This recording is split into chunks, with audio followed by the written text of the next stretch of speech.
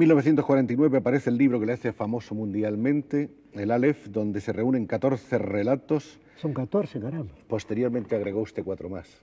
Es cierto. Hasta ya 18. Y ahí muestran todas las posibilidades expresivas de la estética de la inteligencia. Bueno, muchas gracias. Donde hay una fusión de mentalidad matemática y de profundidad metafísica. ¿Usted cree que ese es mi libro central, digamos? Bueno, ha sido el libro que le ha hecho más famoso, el libro quizá sí, más difundido, más popular. ¿No cree usted lo mismo? Es cierto, sí. ¿Y todo por qué? Porque la palabra Aleph es Lini, porque se escribe con PH, tal vez. No sé, eso ya... Eso puede ser una de las razones. No soy capaz, pero usted que ha estudiado tantas cosas de ese tipo... Eso puede haber influido también, ¿no? El buen título, ¿no? Sí. La buena elección del título. Fundó usted la revista Anales de Buenos Aires, donde se publicaría un cuento del desconocido Julio Cortázar. Sí, exactamente, el primer texto de Cortázar que se publicó. Y publicamos un número dedicado a Juan Ramón Jiménez.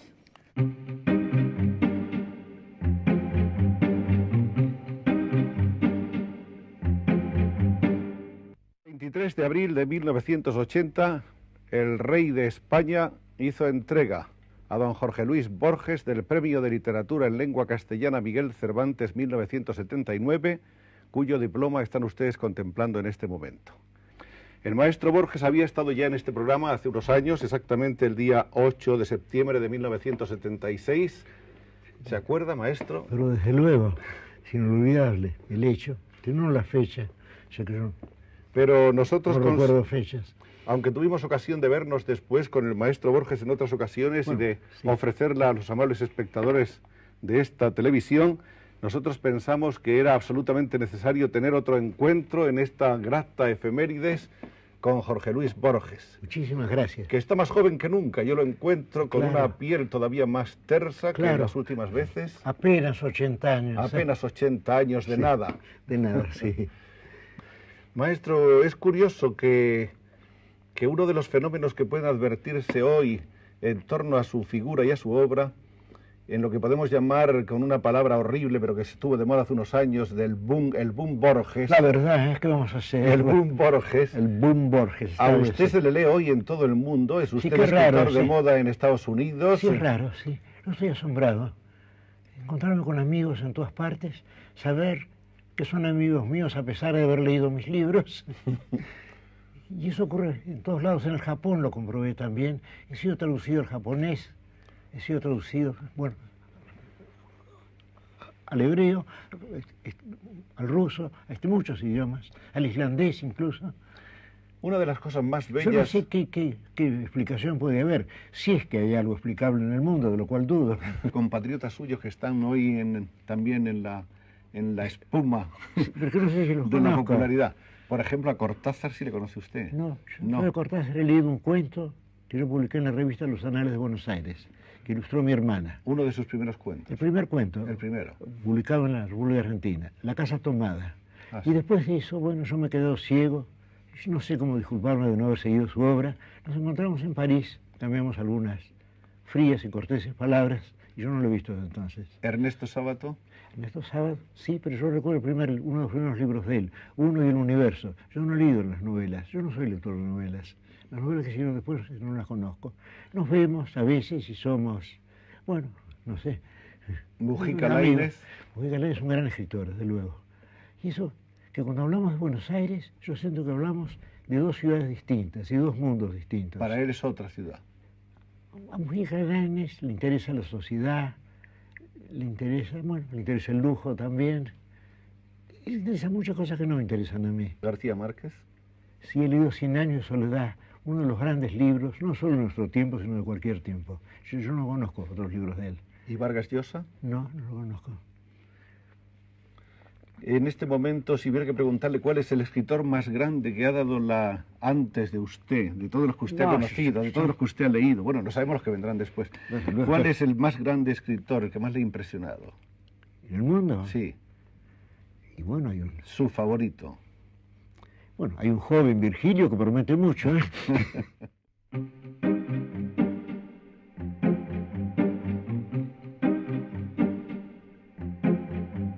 En 1962 se publica El Siglo de las Luces, que tenemos en algunas ediciones aquí. Esta es una de las ediciones aparecidas en España. Sí.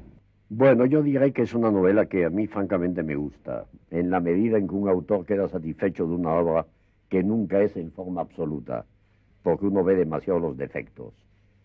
Pero en esta novela ha realizado algo que yo estaba buscando realizar, y es desplazar el eje de gravitación de un conflicto europeo hacia mi mundo, que es el de América Latina, y muy especialmente el Caribe, y muy especialmente también La Habana. Cubano primero, latinoamericano después, y universal después, ¿no? Los surrealistas buscaban en la vida diaria elementos maravillosos que conseguían difícilmente, muy a menudo haciendo trampa, muy a menudo reuniendo elementos para crear una realidad maravillosa que había sido prefabricada, cuando todos esos elementos maravillosos los teníamos en América Latina. Ahora la cultura verdadera, la cultura de Emerson, la cultura de Walt Whitman, la cultura de Thoreau, la cultura que es representada por las novelas de un Faulkner, entonces esa cultura bienvenida sea. No creo que, a pesar de todo, por razones de idioma que no nos ayudan, vaya a tener una gran influencia, aunque la ha tenido ya un poco, Faulkner sobre todo, pero no mucho más. Para mí, Cervantes ha logrado una proeza de tipo técnico en el Quijote, sin proponerse lo que es único en la historia de la literatura. Es hacer convivir en un plano de perfecta coherencia lo irreal y lo real. La España que pinta Cervantes es la España de su época, pero el Quijote se pasea tranquilamente en esa España, llevando su mundo interior, es decir, es un personaje de 4 dimensiones que vive en un mundo de 2 dimensiones. Eso lo han tratado de hacer muchos escritores y siempre tiene uno que optar por lo uno o por lo otro. O está uno en el cuento de hadas o está uno en la novela realista. El Quijote, digo, con el Ulises, son las 2 únicas obras, repito, donde se ha logrado de una manera absoluta la coexistencia de lo real y de lo maravilloso. ¿Qué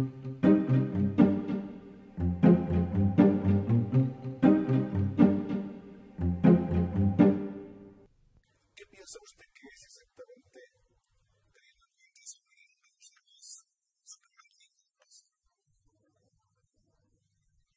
visto desde la perspectiva de los Estados Unidos que se cuenta?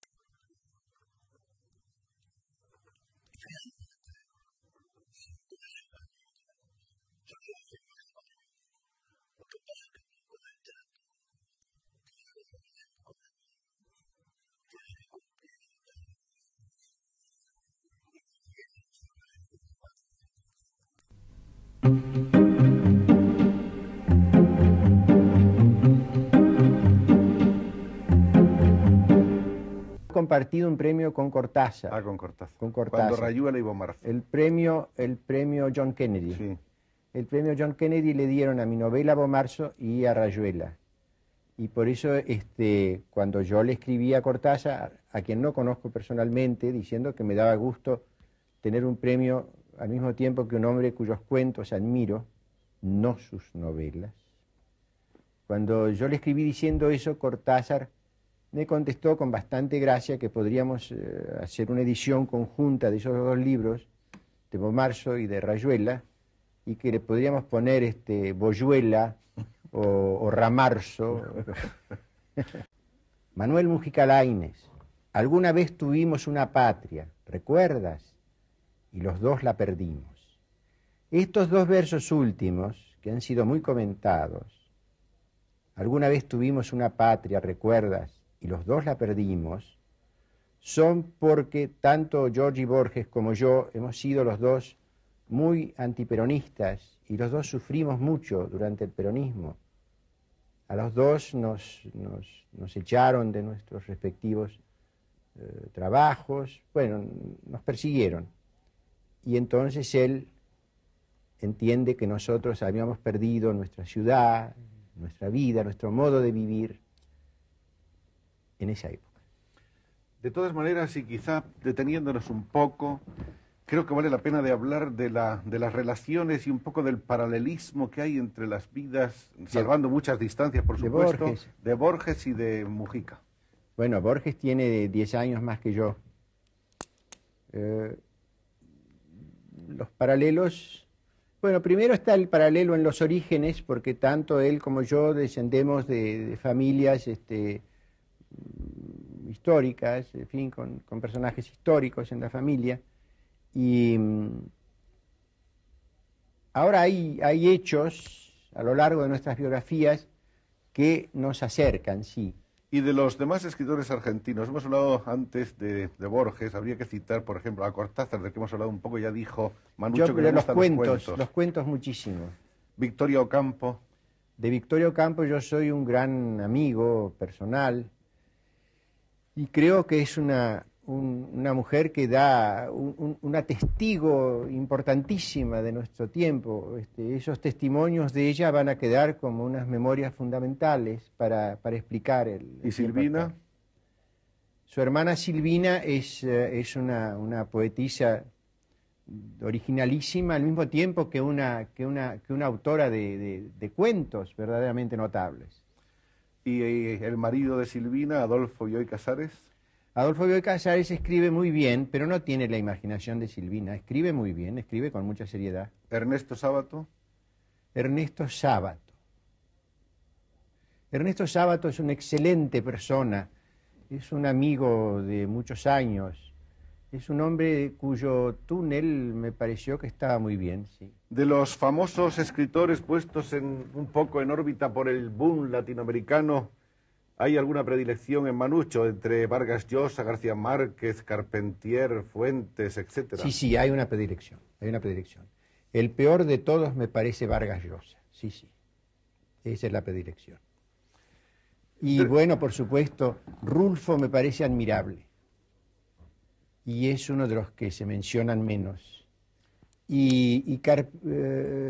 ¿Cómo es? ¿Carpentier? Sí, Alejo Carpentier. Carpentier ese me gusta muchísimo, quizá porque me hace acordar a mí.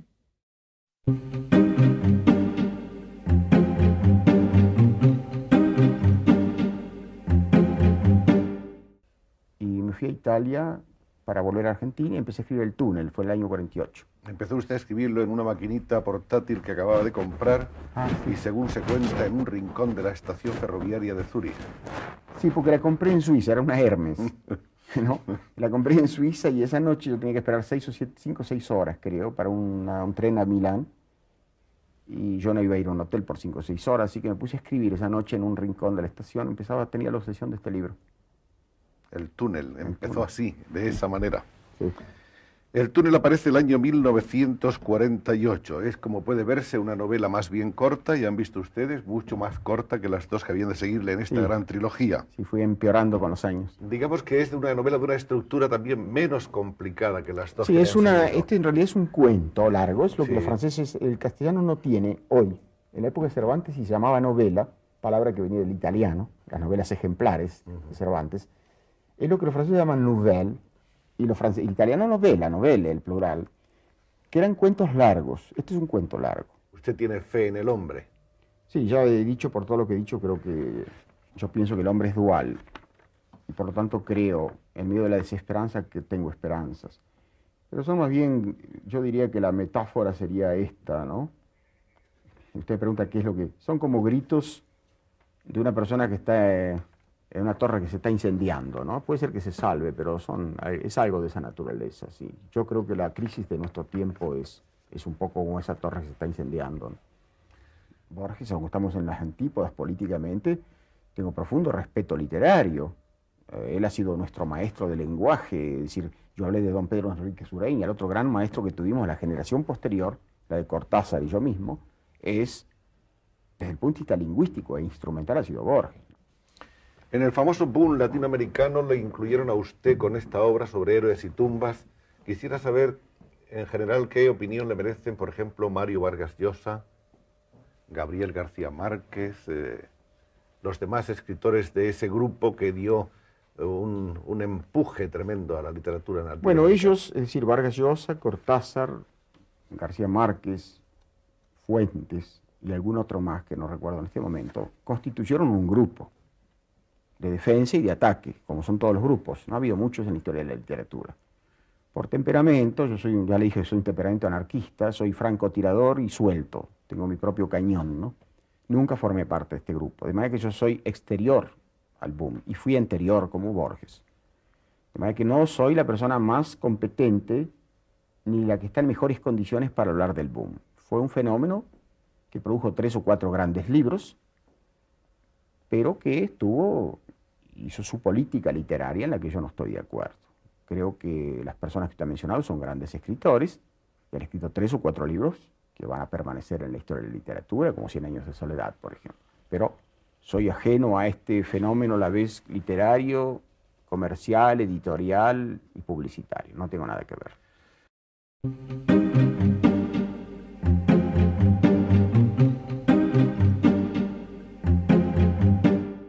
En esa época, en esas haciendas, una de ellas, la última, se llamaba Taranga.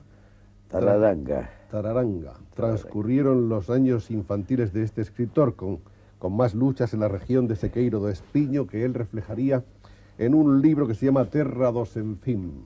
Sí. Que es ese libro que tenemos también ahí. En estos dos libros, sobre Y Los todo. Coroneles. Sí, que se llama São Jorge dos Ilhéus en portugués. Los coroneles eran los dueños de las plantaciones que tenían verdaderos ejércitos privados, creo, ¿no? Sí, ve usted, en los fines del siglo pasado, en el comienzo de la República, los grandes hacendados se compraban el título de coronel. Se podían comprar. Puede comprar de teniente, de mayor, de capitán, pero sobre todo de coronel de la Guardia Nacional. De general no, era prohibido, el general no se vendía. Pero los coroneles, pero luego después, con el pasar del tiempo, bastaba ser usted un gran hacendado, tener tierras, para que fuera el coronel. Ya no era necesario comprarse el título. Y mi padre ha sido un coronel del cacao. La primera parte de mi obra, esta parte escrita en la juventud, cuando mi experiencia, sea la experiencia humana, sea la experiencia literaria, todavía se acumulaba, los elementos de vida son los mismos que de la obra de maturidad. Y el punto y la posición del autor es la misma, al lado del pueblo contra los enemigos del pueblo, siempre. Y mis libros, del primero al último, el pueblo gana, el pueblo es vencedor. Pero en esta primera parte yo no tenía la capacidad de humor, porque ya el humor no es propio de la juventud. El humor que es tal vez la más terrible de las armas. A mí la apelación de literatura latinoamericana no me gusta. Yo creo que ella tiene un contenido, cuando usada por la crítica o por los ensayistas de la península ibérica, de España y de Portugal, tiene una connotación colonialista. Y cuando usada por la gente de nuestros países, los críticos, representa una posición colonial. Por esto no me agrada. No me agrada además porque en general cuando se habla de la literatura latinoamericana, se habla de la literatura de los países de lengua española, dejando en general aparte la literatura brasileña, porque es una literatura escrita en una lengua portuguesa, la lengua portuguesa de Brasil. Entonces las diferencias son muy grandes entre estos países. Las diferencias de formación también. Por ejemplo, nosotros brasileños somos muy diferentes y no tenemos mucho sentido continental. Esta es la realidad. Porque nosotros hemos recibido una carga muy grande de sangre negra que los demás países, a la excepción de Cuba, que en el sentido de la mezcla es el que más se parece con nosotros. Aún así, yo creo que la mezcla en Brasil ha sido bien más profunda que mismo en Cuba. Nosotros recibimos esta masa de sangre negra, los negros que han ido al Brasil como esclavos, o sea, la más desgraciada condición del hombre, la condición de esclavo, y que han sabido mantener, defender sus bienes de cultura. Lo que nosotros tenemos en común en la América Latina es solamente el negativo, o sea, la miseria, el hambre, el militarismo, las dictaduras militares, el desarrollo, el subdesarrollo, el analfabetismo, la muerte terrible de los niños, la mortandad infantil, etc. Lo que tenemos de común es esto, este cuadro de lo negativo, de lo que hay de malo.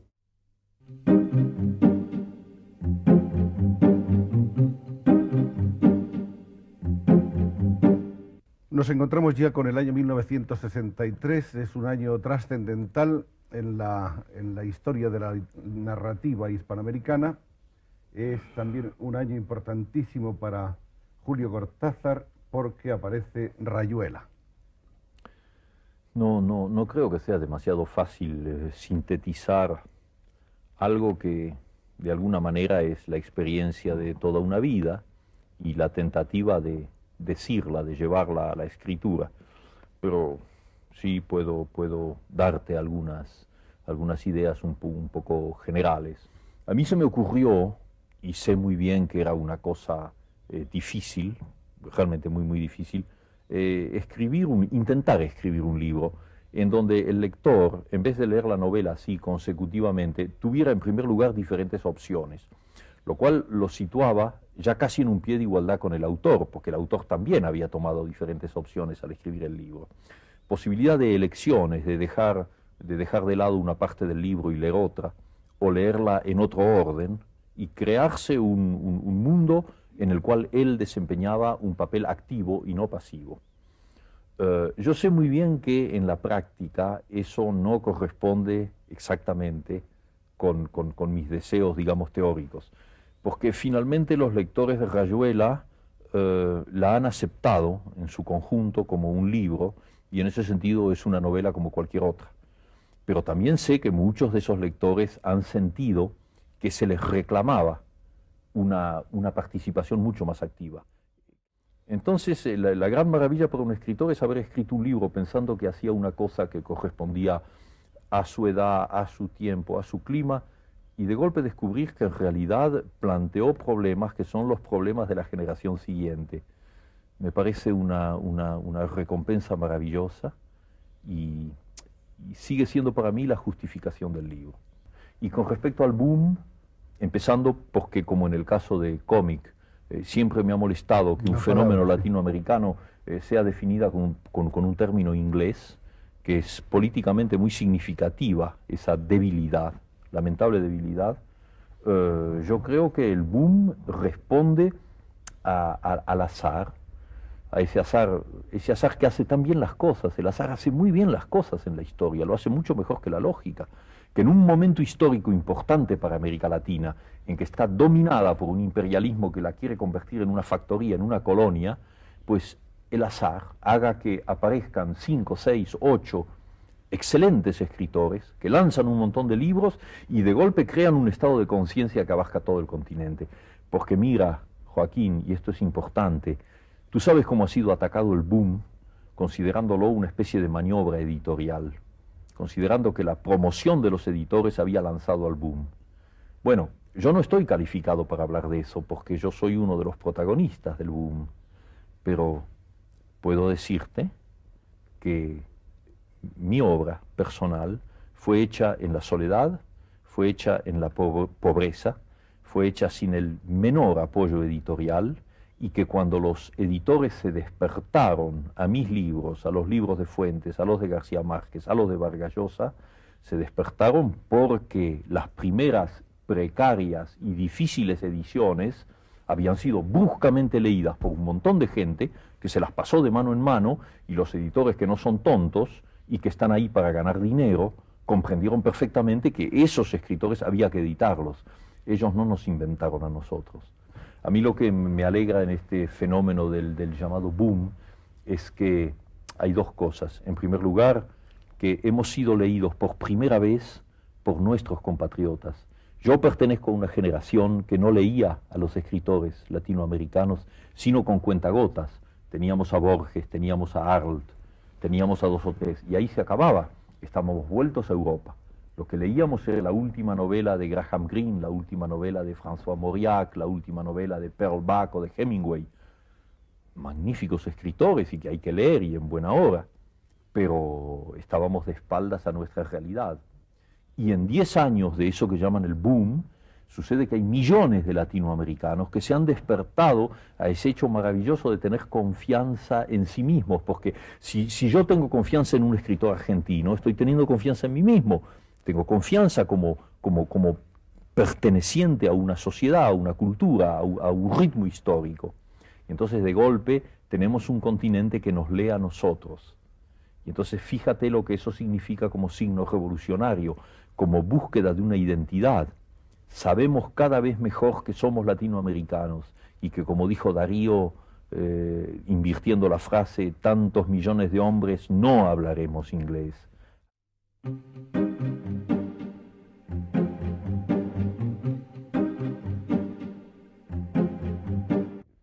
nueva generación que apenas está leyéndola, que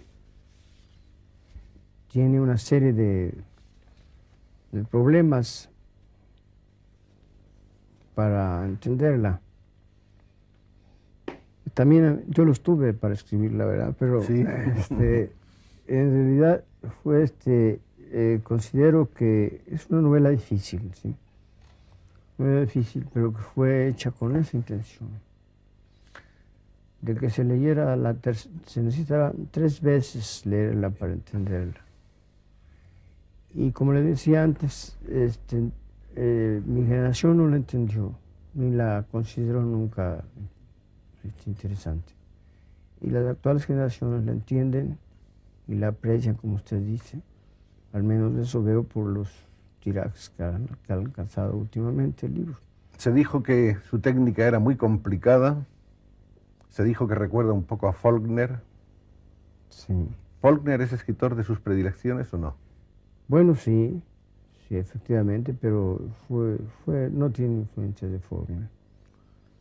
En realidad había una manera muy personal ahí de narrar, una manera de contar desde todos los planos posibles, desde todos los puntos, hacia adelante, hacia atrás, de costado a saltos. Es realmente casi un planteamiento maquiavélico, ¿no?, de la narración. Sí, está roto el tiempo y el espacio, ¿no? Y es que pues se trabajó con muertos y eso facilitó el no poderlos ubicar en ningún momento, sino poderlos dar esos traslados, hacerlos desaparecer en el momento preciso y volverlos a aparecer después, ¿no? En realidad es una novela de fantasmas. Desde el punto de vista de la técnica, ¿qué otros escritores vivos hispanoamericanos de hoy le interesan a usted? Bueno, me interesa Juan Carlos Onetti, es el que hablábamos el otro día, es Carmeta, un joven escritor mexicano que está empezando a escribir, que se llama Arturo Azuela. Y en cuanto a una técnica muy moderna y muy difícil también, en el sentido de utilizar un lenguaje nuevo, es Salvador Elizondo.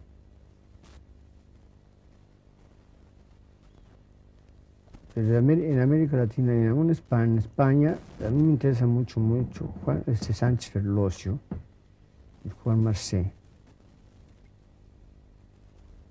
Son quizá los que más me interesan en este sentido, ¿no? Y de los grandes campeones del boom, del llamado boom latinoamericano, hablamos aquí, claro está, de Cortázar, Vargas Llosa, García Márquez, etcétera, etcétera. Pues Cortázar y Vargas Llosa me gustan mucho, sí. Cortázar más que ninguno de ellos. Y creo que de él se puede aprender mucho.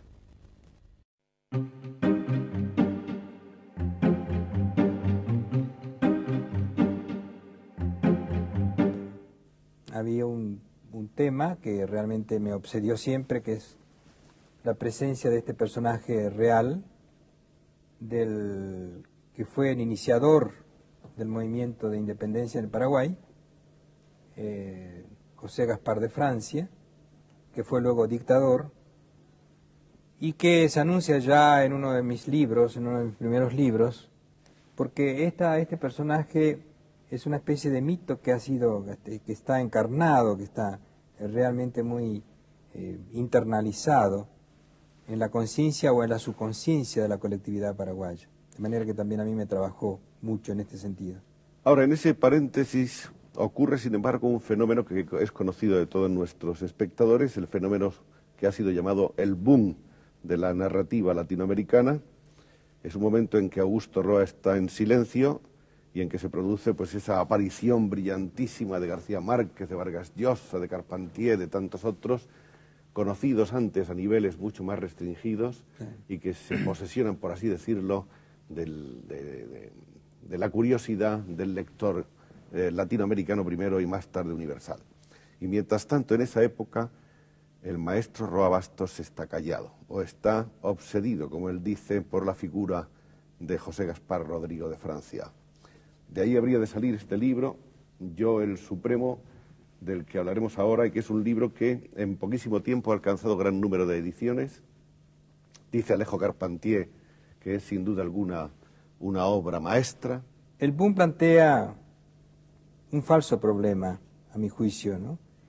En momentos en que estos brillantes escritores de América Latina, como es el caso de Cortázar o de Gabriel García Márquez o de Mario Vargas Llosa o de Carlos Fuentes, surgían al primer plano de una arrolladora campaña de publicidad, digamos, el fenómeno era perfectamente natural desde el momento que estos escritores realmente son de lo mejor que ha producido América Latina.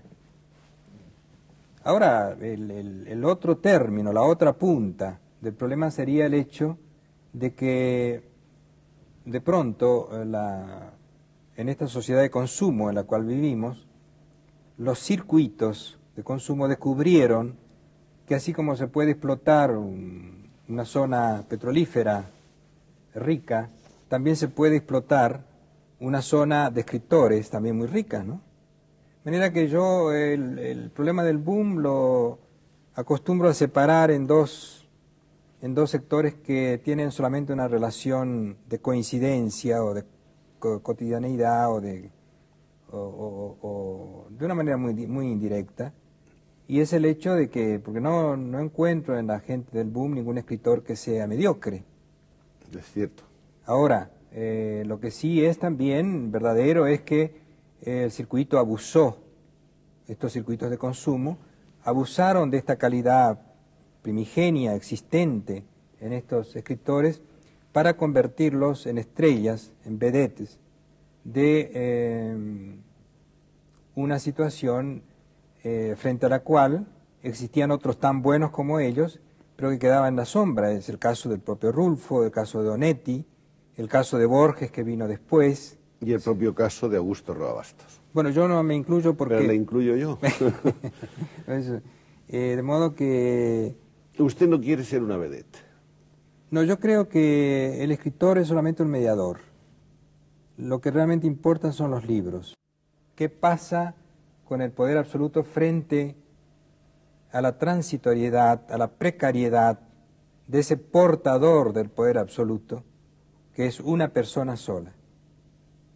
El poder absoluto se entiende cuando es una emanación de una colectividad que delega en un hombre sus poderes inalienables para decidir sobre su destino, sobre su suerte. Ahora ocurre que en la mayoría de los casos que nosotros conocemos, este poder absoluto va engendrando una especie de contrapartida que va subsumiendo, que va como aniquilando esa primera etapa de un poder al servicio de los demás para convertirse en un fin en sí. De manera que este libro es sí, en cierto modo, tiene un trasfondo que se relaciona con los referentes históricos de mi país y sobre todo con la labor ciclópea que hizo este hombre para establecer la soberanía del Paraguay y su libre determinación frente al acoso de las potencias de aquel tiempo. Y por otra parte está lo que para mí es importante, por lo menos en igual medida, y es esta pasión de lo absoluto, que es una de las más viejas pesadillas de la especie humana.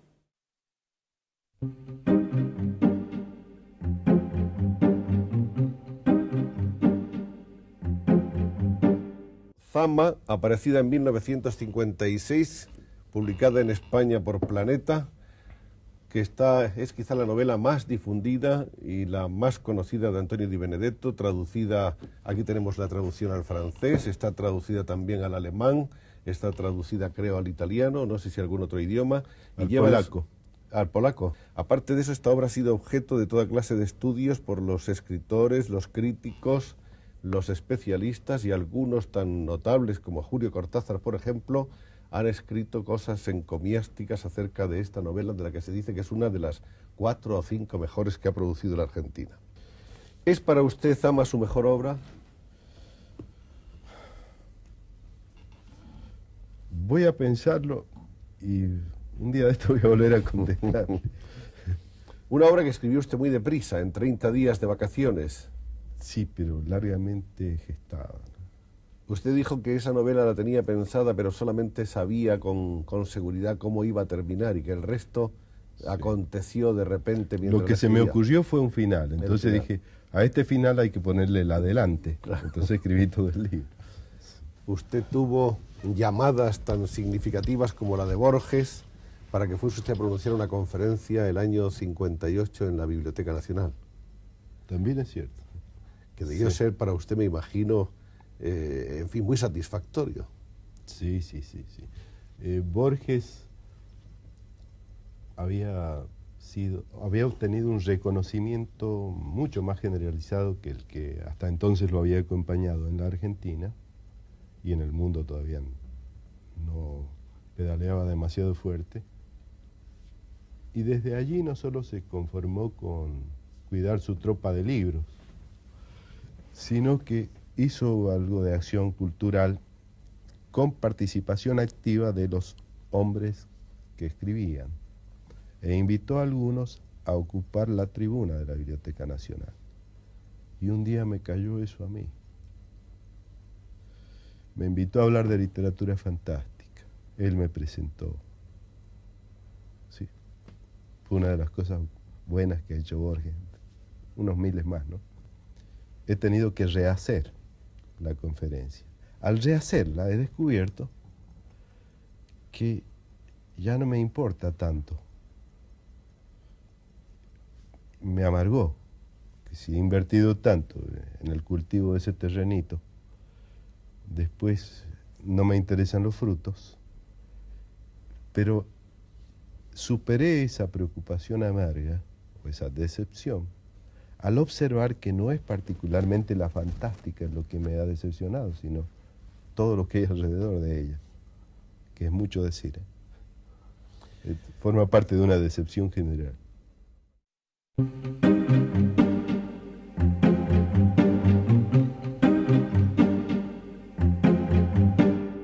Creo, por otra parte, que dentro de la obra de Donoso es el título más importante, con todo y contener obras muy redondas y muy completas, como El lugar sin límites, por ejemplo.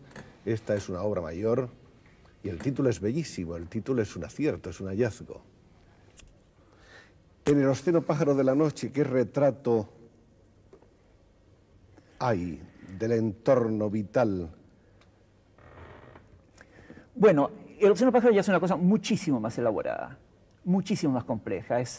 Yo diría que tanto El lugar sin límites como Este domingo, incluso como Coronación, son novelas melódicas.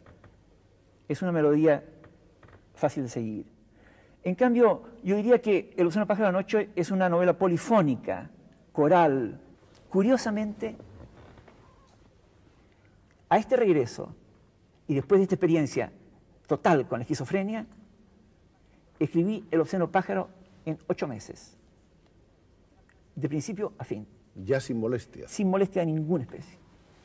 Después de haber conocido, es decir, la locura me ordenó los materiales y me dio la forma del libro. Se llama Historia personal del boom y es un examen del fenómeno del boom literario, de los verdaderos protagonistas del boom de la narrativa latinoamericana o hispanoamericana, cuáles son los que verdaderamente son protagonistas del boom, quiénes están metidos ahí con calzador. A mí me gustaría que nos explique un poco cómo pensó en este libro y qué se ha propuesto con él. Bueno, ese libro fue pensado un poco como vacación después del obsceno pájaro. Los nombres en punta son los de siempre. Los de siempre. Gabriel, García Márquez y Mario. Mario Vargas Llosa, Carlos Fuentes, Cortázar, digamos. Punto. Esos son mi generación, digamos. Los 4 líderes. Yo diría que sí. En ese momento, esa era la visión que yo tenía. Es una cosa que existió mientras existía, digamos la verdad, mientras existía la envidia hacia esos escritores. Pero esos escritores han sido plenamente aceptados. Plenamente aceptados. Están instaladísimos y por lo tanto ya no forman parte de ningún boom, sino de la misma... De su persona. Eso es. De su propia historia. De su historia y de la historia de las letras. Claro, claro. ¿Está José Donoso dentro del boom? Eso no lo puedo decir yo, lo tienen que decir los Pero demás. personalmente se considera dentro de ese boom. La experiencia mía es... hago en ese libro varias clasificaciones de lo que es el boom. Hablo de el boom, el gratin del boom, hablo del subboom, hablo del lumpenboom, hablo del protoboom, etc. Dentro de alguna clasificación de esas podría caber, me imagino. Está claro que José Donoso está dentro del boom y en cuanto a la categoría, dejémoslo para los críticos.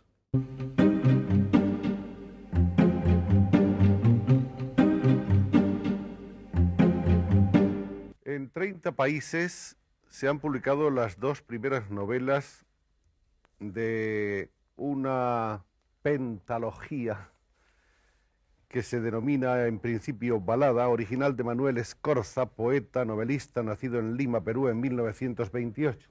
Estas 2 primeras novelas, que hemos conocido también en España, se titulan Redoble por Rancas, que fue publicada en 1970, y la segunda parte se llama Historia de Garabombo, el Invisible.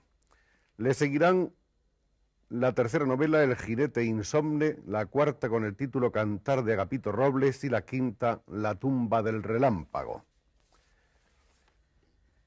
Rancas es un pequeñísimo pueblo en la estepa de los Andes centrales en el Perú, a más o menos a 4.500 metros de altura, donde ocurre la primera de las muchas masacres que van a haber durante lo que se llamó la última gran rebelión quechua, la rebelión de 1959-60.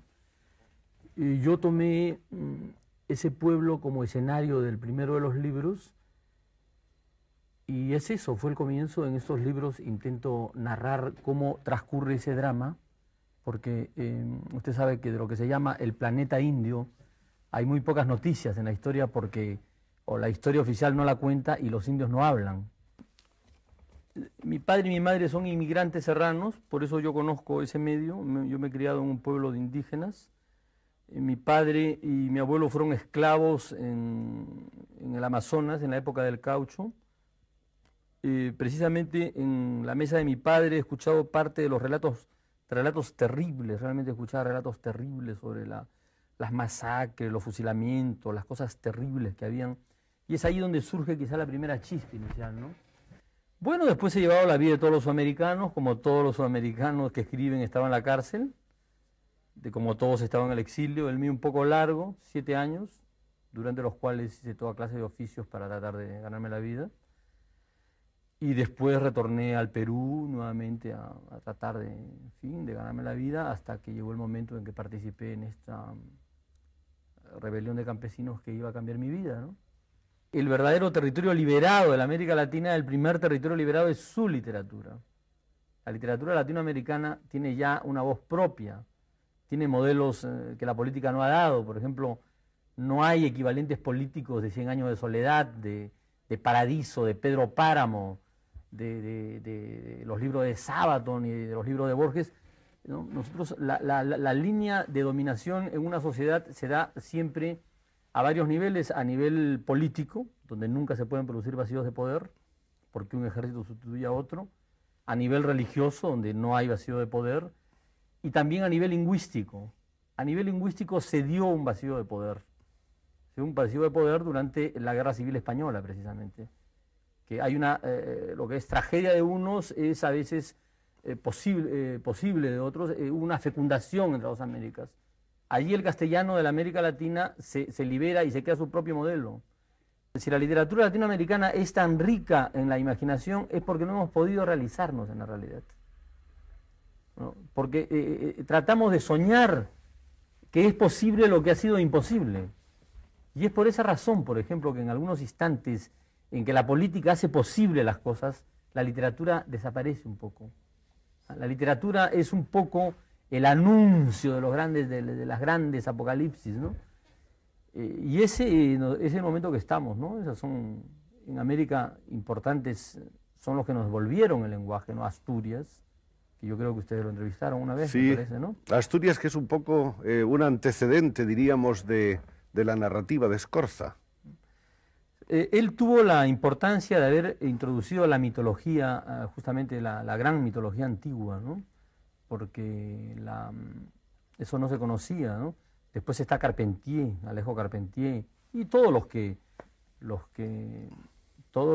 ustedes conocen, porque España ha sido, en eso cumplió un papel muy importante, la crítica española, la editorial española, ha sido un poco la gran campana de resonancia, ¿no? Sobre todo Barcelona.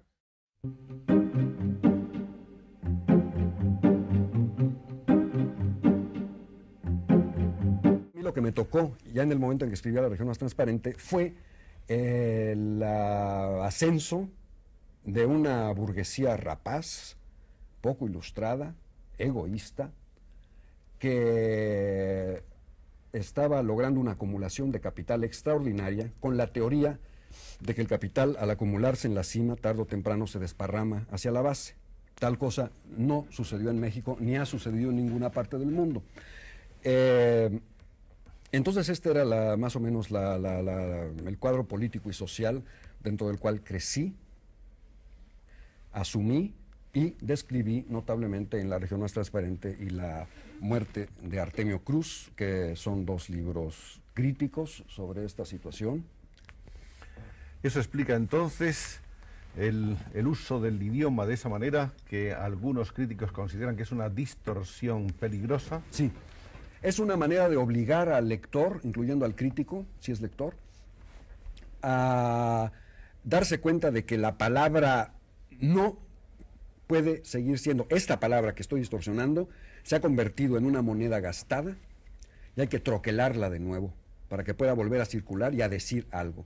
Estoy diciendo esta palabra no quiere ya decir nada, o esta palabra quiere decir otra cosa de lo que ustedes creen que quiere decir, pero quiero que se detenga el lector, incluso mediante una bofetada, mediante una injuria o de una manera desagradable, a reflexionar sobre la palabra que está leyendo o sobre la frase que está leyendo, que no la pase por alto, lo cual nos conduce pues a una manera especial de concebir la relación entre el novelista y el lector, ¿verdad? No llego al extremo de decir que caminaría por encima del cadáver de mi abuelita para escribir un libro, ¿verdad? Como un personaje de Watergate. Pero sí diría que nada debe impedir que el escritor se siente y trabaje diariamente. O si no, no se escriben los libros, se quedan en promesas. Y el mundo hispanoamericano es un mundo de promesas, de demasiadas promesas y muy pocas realizaciones. Yo creo que pertenezco a una generación de escritores latinoamericanos que entendieron el problema de la disciplina como esencial para la creación literaria.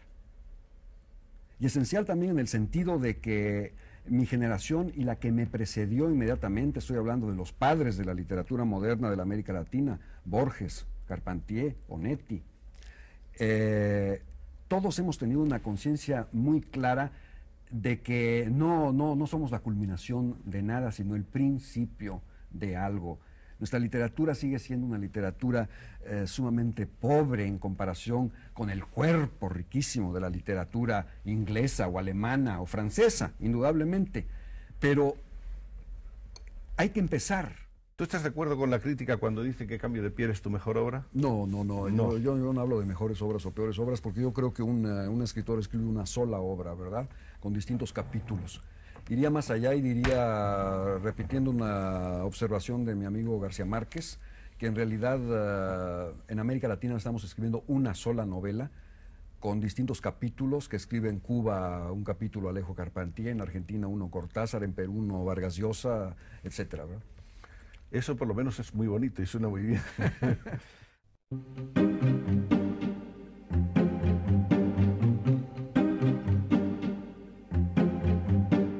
Este libro, que es el libro que hace que el nombre de Cabrera Infante se catapulte un poco a la gran curiosidad por la literatura en castellano, Tres tristes tigres, del cual hemos hablado. Obtiene el premio Biblioteca Breve. Había tenido otro título con anterioridad.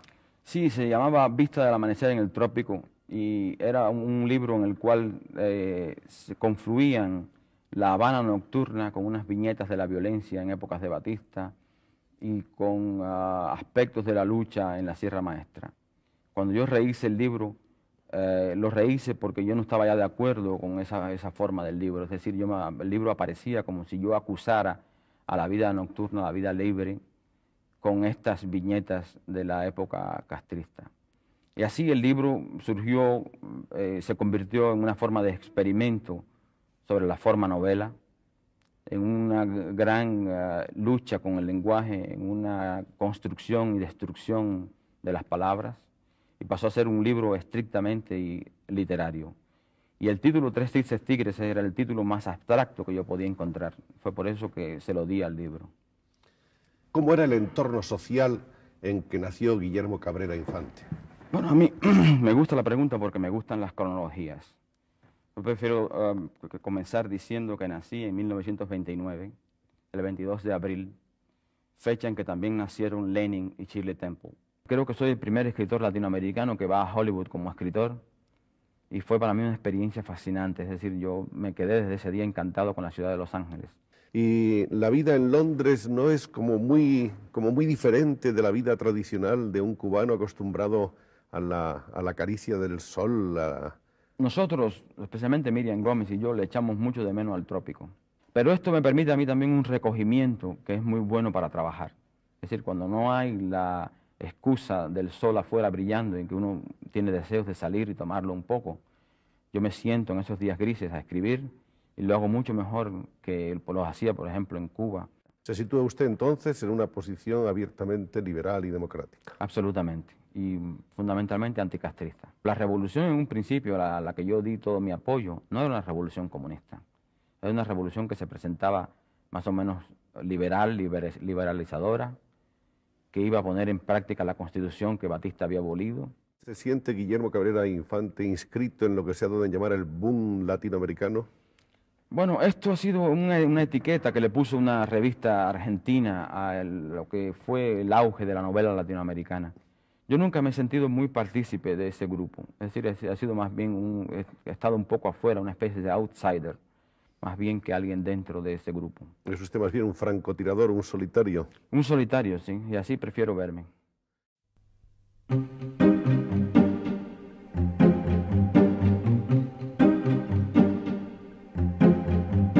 Un diplomático de carrera y un escritor muy joven todavía, con unas cuantas obras ya muy importantes y muy conocidas.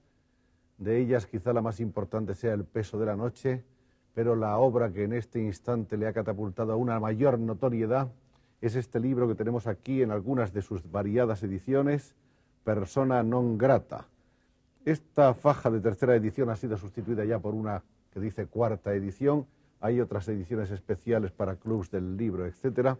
Jorge Edwards fue el primer diplomático hispanoamericano que se presentó en La Habana de Fidel Castro. ¿Eso ocurrió exactamente en qué año? Eso ocurrió exactamente el 7 de diciembre de 1970. De todos sus libros, El peso de la noche, El patio, Gente de la ciudad, Las máscaras, Temas y variaciones, no sé si hay alguno más, y Persona non grata, ¿cuál cree usted que es el libro donde está mejor, más íntegramente, Jorge Edwards? Bueno, yo creo que en todos he dejado algo de mi personalidad o de mi estilo, en fin. Pero el libro que a mí personalmente me gusta más es el libro de relatos Las máscaras, precisamente, que es el menos conocido. Es un libro que tiene muy poca circulación, pero creo que es el libro mejor realizado literariamente. Persona non grata es un libro testimonio, es un libro apasionado, es un libro escrito escrito, digamos, al correr de la pluma, con poca corrección, con poco ánimo de composición literaria, y escrito sin un propósito de publicación inmediata tampoco. Yo quise consignar lo que yo había vivido y lo que yo recordaba, quise consignarlo en el papel. Y precisamente Pablo Neruda cada vez que yo le contaba una anécdota de mi paso por Cuba o una anécdota de París, me decía, escríbela, no te olvides. Después verás si se publica o no, eso es otra cosa. Uno de los puntos de vista quizá precipitados de los escritores de la generación latinoamericana nueva, de lo que se ha llamado con esa horrible palabra boom latinoamericano, yo creo que una de las actitudes quizá un poco precipitadas de este grupo ha sido el de pensar que la literatura en América Latina ha comenzado con ellos. Yo siempre he discutido este punto de vista, yo siempre he citado ciertas novelas importantes del pasado nuestro. He citado el Don Segundo Sombra, Doña Bárbara o Las Lanzas Coloradas de Uslar Pietri, o la obra de Borges, por ejemplo, etc. Hay muchos, muchos casos más. Y creo que tenemos que mirar esa generación pasada, que era una generación algo retórica, algo aficionada al discurso de tribuna, digamos. Bueno, no, yo no creo que nadie haya desertado. Yo creo que lo que ocurre es que esta generación, como corresponde a los tiempos también, es una generación bastante cosmopolita. Y es una generación que culturalmente es cosmopolita, por ejemplo, que no reconoce la influencia de una sola tradición cultural, sino que es una generación omnívora que se alimenta de muchas culturas, de la inglesa, de la italiana, de la norteamericana, de la española. Y de la misma manera es una generación errante, digamos, es una generación que no se queda en un solo lugar geográfico, que se va de Barcelona a París o a Londres o a Lima o a Caracas o a México.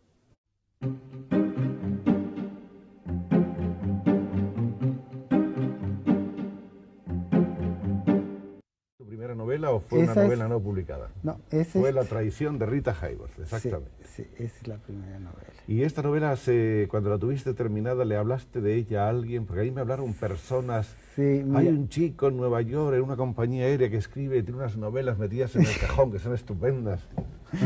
Sí, mira, yo no tenía ningún contacto en absoluto con gente de letras, ¿no? Porque nunca había tenido nada que ver con el mundo de las letras.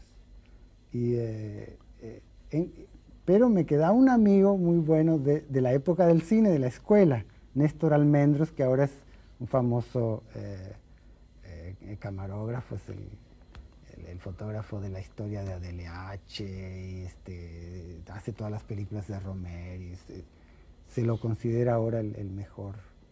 Leyó mis originales y se los pasó a Juan Goytisolo, que era amigo de él. Y Juan los mandó al Biblioteca Breve, del año 65, diciembre del 65, cuando la novela estaba apenas terminada. ¿Y qué pasó en ese premio Biblioteca Breve? Bueno, se colocó bien, la novela fue finalista y de allí salieron contratos. Después vinieron montones de dificultades con la censura, aquí y en Buenos Aires. Pero 2, 3 años después finalmente se publicó. Aquello es de miedo, porque, ¿cómo te podría decir? Es la ausencia total de paisaje. Es una planicie perfecta, el horizonte se hizo una recta, ¿no? Y no crece nada más que ese pasto. Si quieres una planta, algo, hay que regarla constantemente, ¿no?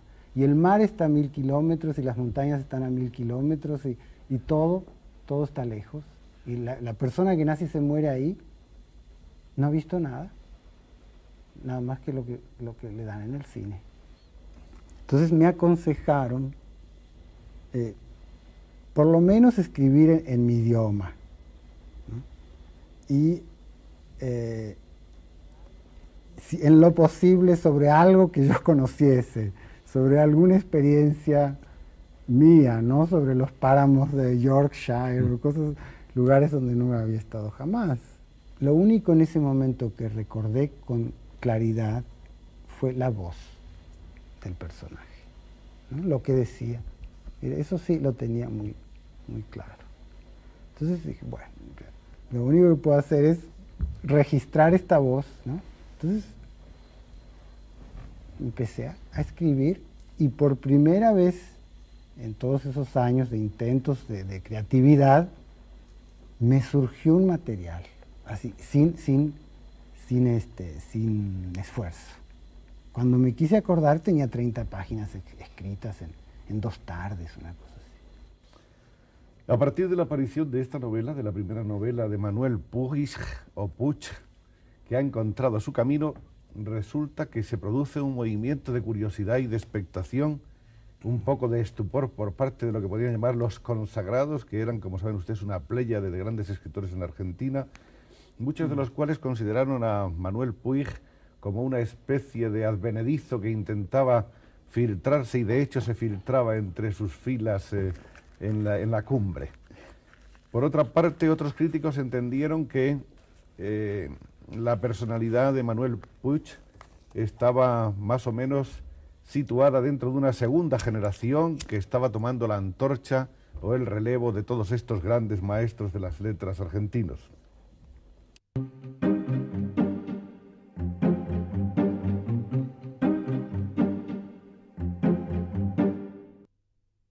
La ciudad y los perros es el libro que hace que se conozca sobre todo el nombre de Vargas Llosa, ¿no? Es el primer libro que hace que el nombre se ponga en circulación de una manera ya importante.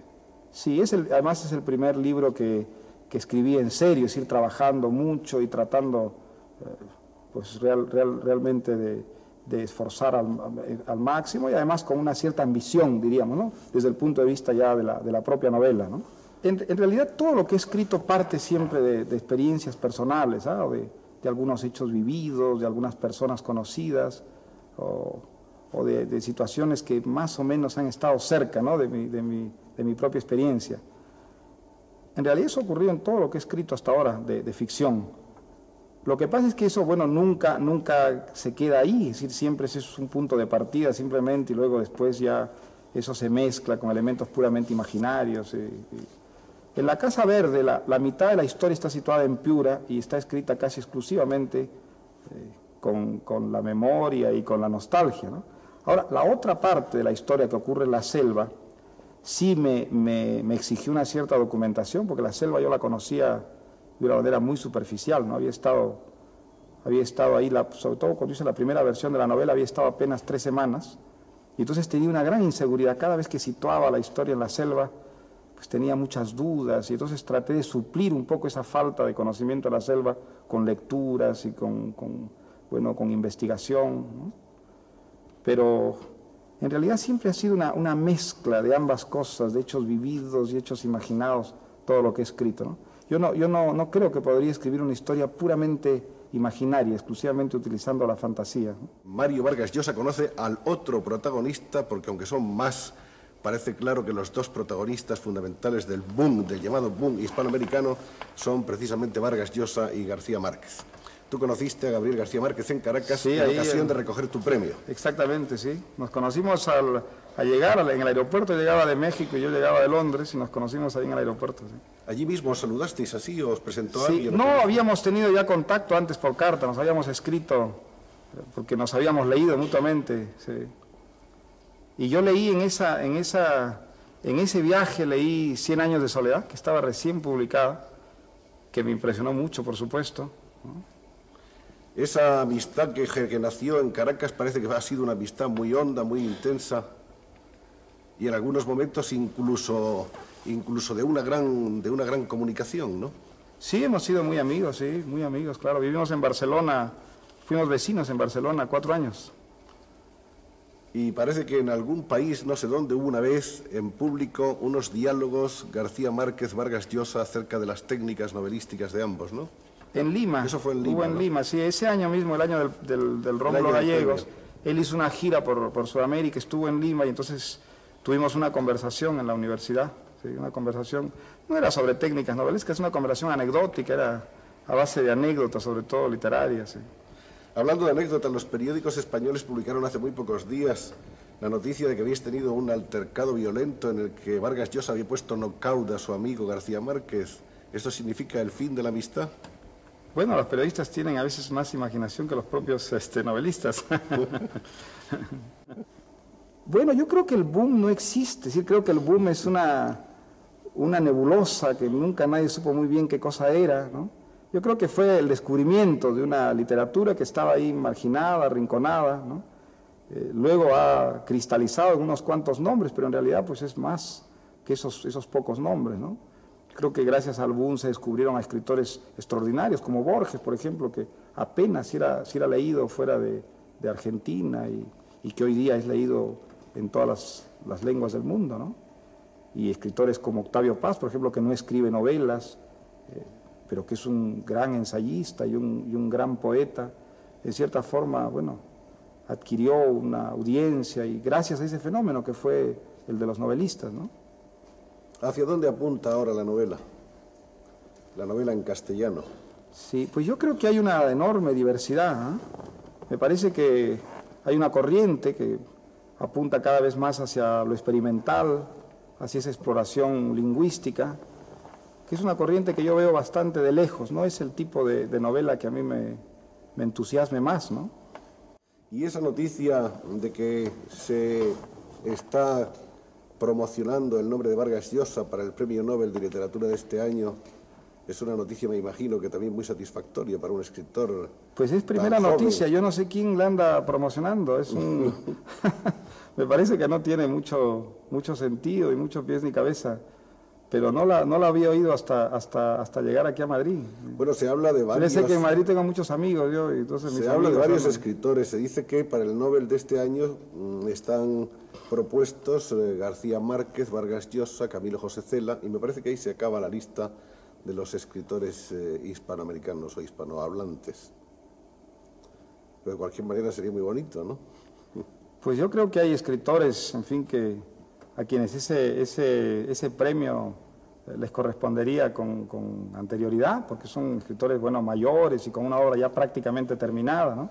Todos nosotros todavía estamos en plena lucha, pero por ejemplo un escritor como Borges, que yo creo que es un gran escritor, ¿no? Es decir, para un español o un peruano, como para un argentino, pues Borges es una figura absolutamente reconocida y hubiera debido tener el premio Nobel ya hace bastante tiempo, ¿no? Y sin embargo, bueno, pues veo que no se lo menciona en esa lista.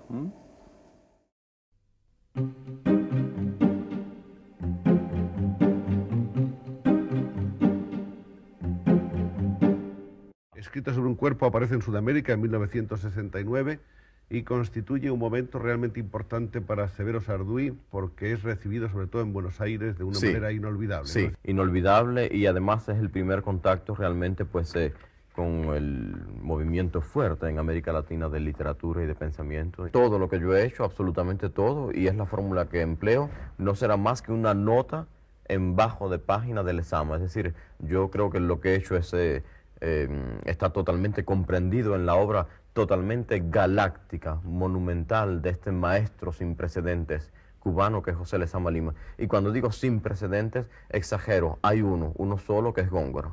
Lo que pasa a la mano es una energía que viene del sexo. Creo que se podía hacer un diagrama tántrico en que esa energía brota del sexo y va hacia la mano, no creo que va a la cabeza. Yo escribo con la totalidad del cuerpo, bailo mucho escribiendo casi siempre, me muevo mucho, hay mucho músculo en lo que yo hago. Y pretendo que el lector sea captado por este aspecto puramente físico, por este placer sexual. Lo que yo le invito no es a que me lea, sino, y perdonen por la imagen, a que haga el amor conmigo. Quiero decir por la imagen que se ve en este momento en la pantalla. Yo soy un alumno de Roland Barthes. Efectivamente, yo se supone que pertenezco al grupo, pero me he limitado a escuchar. Aquí está una reunión del grupo en París en la que se encuentra Severo Sarduy. Es en el Café Bonaparte, François Val, el filósofo, Roland Barthes, que está en el centro, y Julia Kristeva, la escritora y la semióloga, justamente. En fin, yo creo que ya el boom está rodeado de esta compostura. Ya ellos son objetos, yo también, en fin, pero de tesis, de grado. Ya ellos son escritores clásicos, ya ellos son constantemente citados y ya no pertenecen en lo más mínimo a la marginalidad. Ya están. Lo más difícil, y es lo que hay que afrontar con mucho sentido del humor y con mucho coraje, es cuando la cuarentena llega, un galicismo más, cuando la cuarentena llega que hay algunos libros publicados, que hay tesis y que hay una especie de institución, voluntaria o no, que se va apoderando del escritor. Lo más difícil para él es mantenerse en el margen, mantenerse en la subversión. Esto sí es duro. Y sin embargo el escritor está deseando desde que empieza a escribir que se Claro, ocupen de él. Sí, en definitiva es como un pintor el momento en que el museo se ocupa de él. Es un momento muy peligroso, muy peligroso. Lo más difícil es mantenerse en el underground, mantenerse en la subversión. ¿Tú admiras o compadeces a Vargas Llosa, a Cortázar, etcétera? Yo los admiro muchísimo como escritores, a todos ellos.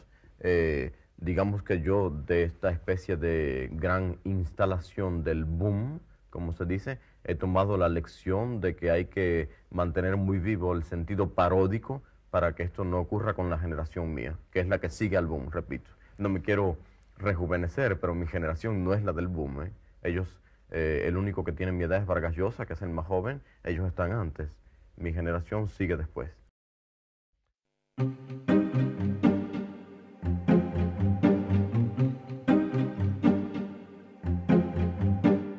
Tenemos aquí un muestrario de algunas de las obras de Antonio Skármeta, de las cuales en España me parece que la única publicada por Planeta es Soñé que la nieve ardía, novela que está traducida a varios idiomas. Al lado suyo está precisamente en la versión italiana. Lamentablemente esta novela se ha agotado muy rápidamente y supongo que hace falta una nueva edición y hace falta también que vayamos conociendo el resto de la producción literaria de Skármeta. Bueno, siempre me gusta colocar títulos de canciones en los libros. Sí, porque Soñé que la nieve ardía es de una canción, ¿no? Una canción tradicional chilena que dice: soñé que la nieve ardía, soñé que el fuego se lava, que juega con estas contradicciones. ¿Y a dónde apunta ahora la preocupación y la inquietud de Skármeta? ¿Más hacia el cine?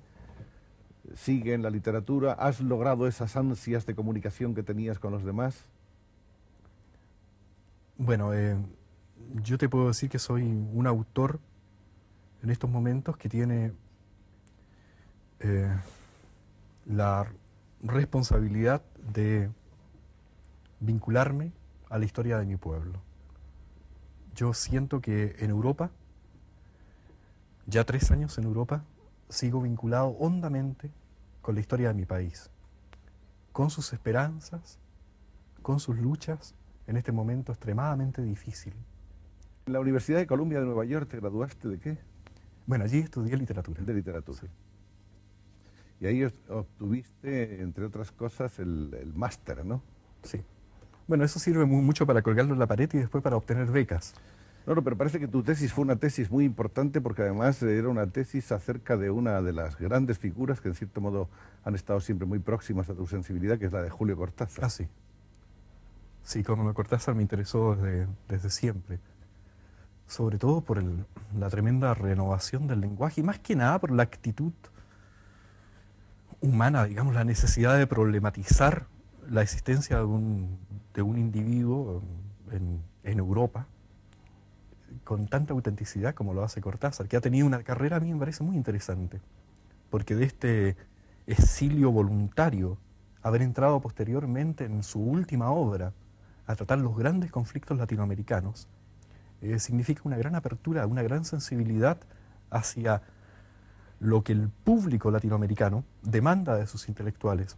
Digamos, él cumple muy bien lo que yo llamaría la gran calidad estética de su producción y una responsabilidad moral, que me parece señera y digna de imitación.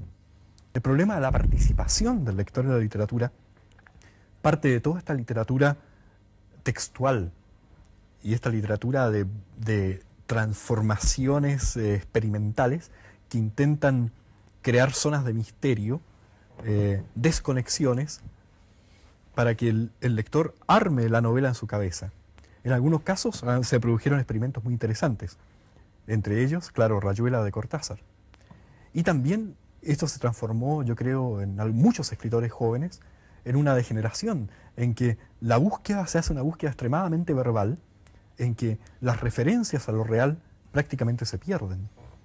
Y queda una literatura, yo creo, altamente incomunicativa. El hito máximo es Rayuela, sin duda alguna. Sí, Rayuela yo creo que logra un nivel excelente. Y hablando de Rayuela, hablemos también del resto de la literatura de la narrativa latinoamericana de esta hora. ¿Qué impresión tienes acerca de todo este fenómeno de éxito, de esplendor, verdaderamente inconcebible hace unos años?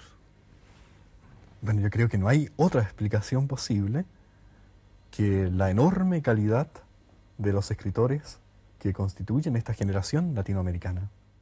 Yo hice un programa como este, en que hacía entrevistas.